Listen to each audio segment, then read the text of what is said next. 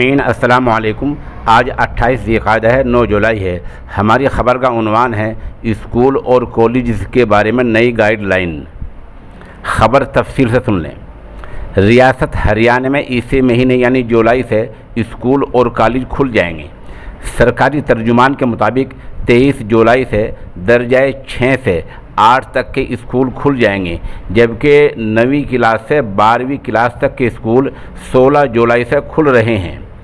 حکم نامے میں صاف کہا گیا ہے کہ درجہ 1 سے 5ویں تک کے اسکولوں کے بارے میں بعد میں فیصلہ لیا جائے گا۔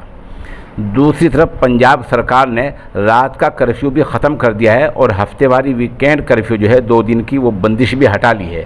اب وہاں سینما ہال اور جم سب کچھ کھل جائے گا۔